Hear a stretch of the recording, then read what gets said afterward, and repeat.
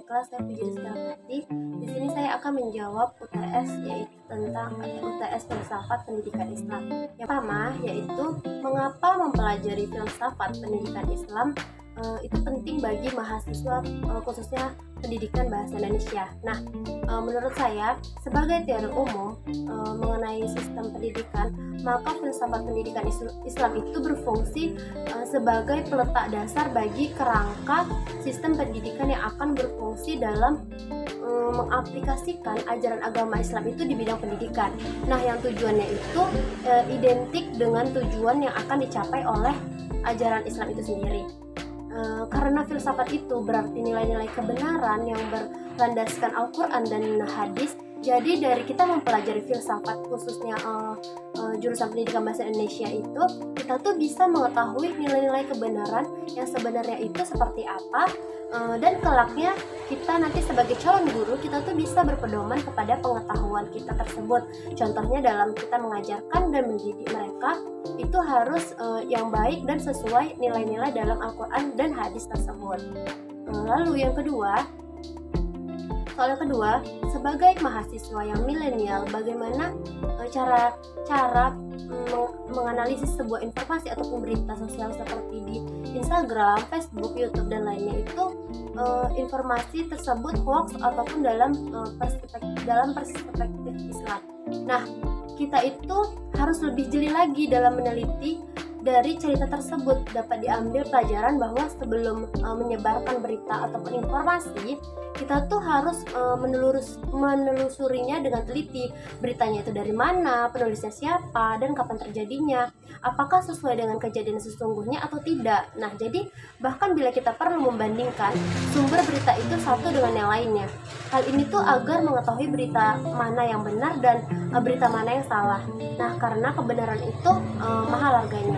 Terus alasan pentingnya tabayun dalam menerima berita adalah untuk menghindari dari kegiatan yang asal membagikan berita palsu. Berita palsu merugikan masyarakat. Masyarakat menjadi was-was ketika ada berita yang menakutkan, padahal belum tentu itu terbukti kebenarannya. Terkadang tuh orang tuh lebih ingin mempercayai berita palsu daripada mencari fakta-fakta kebenarannya. Nah, bisa saja berita palsu dibuat hanya karena ingin menghancurkan wibawa seorang ataupun ingin usaha seseorang itu gagal gitu. Soal yang ketiga, jika Anda nanti jadi seorang guru bahasa Indonesia, bagaimana Anda tuh memperlakukan siswa Anda dalam proses pembelajaran? Jawab menurut aliran progresivisme. Nah, dari aliran progresivisme ini mengajarkan kita itu bahwa pendidikan itu tidak hanya sebuah kumpulan pengetahuan dari pendidikan. Nah, jadi subjek pendidikan ini kan itu peserta didik tersebut. Nah, progresivisme ini mengajarkan kita tuh mengajarkan kita tidak hanya fokus kepada teori saja yang ada, tetapi kita juga mengajarkan bagaimana peserta didik itu berpikir secara kritis, lalu kemudian memberikan sebuah pengetahuan yang benar-benar sesuai dengan nilai-nilai kebenaran, sesuai dengan nilai-nilai hadis dalam Al-Quran. Keempat, bagaimana penerapan aksiologi dalam filsafat pendidikan Islam, dan berikan contohnya. Nah, aksiologi itu kan merupakan suatu cabang filsafat yang membahas dan mengkaji mengenai asas tujuan pemanfaatan pengetahuan, ataupun merupakan cabang filsafat yang menyelidiki hakikat nilai yang ditinjau dari sudut pandang kefilsafatan. Nah, adapun yang menjadi kajian aksiologi yaitu setiap manfaat ataupun fungsi pengetahuan. Sebagaimana yang kita pahami bahwasanya nilai-nilai yang terkandung dalam pendidikan itu sejatinya merupakan pengadopsian dari nilai-nilai yang terkandung dalam Al-Quran dan hadis. Nah, itu tuh kan merupakan sumber pengetahuan pendidikan. Nah, contohnya ada sifat jujur, ada sifat curang.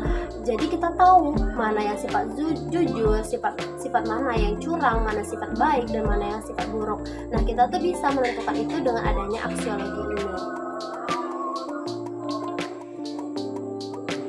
Soal yang kelima yaitu sebutkan filosofi hidup Anda dan jelaskan maknanya.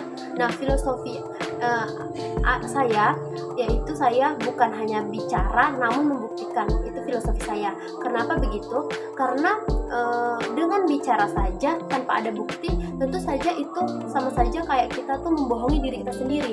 Jadi apa yang kita bicarakan itu tentu harus ada bukti. Contohnya di sini saya diamanatkan menjadi Kabid Humas. Kabid Humas itu ketua bidang humas, yang dimana di sini humas itu hubungan masyarakat. Nah, dengan hubungan masyarakat ini saya juga berbicara bahwasanya saya akan membantu teman-teman pendidikan bahasa Indonesia khususnya, di mana kalau bila ada kesusahan kami akan bisa membantu mereka. Nah, di situ saya membuktikan omongan saya sendiri. Dengan mereka bercurah hati, susah membayar UKT, dan di situ saya sebagai ketua, saya akan menggerakkan teman-teman humas untuk menggalang dana. Nah, di sini bukan hanya omongan yang saya ucapkan, tetapi bukti juga sudah adanya. Mungkin hanya itu dapat saya sampaikan. Lebih kurang saya mohon maaf. Wassalamualaikum warahmatullahi wabarakatuh.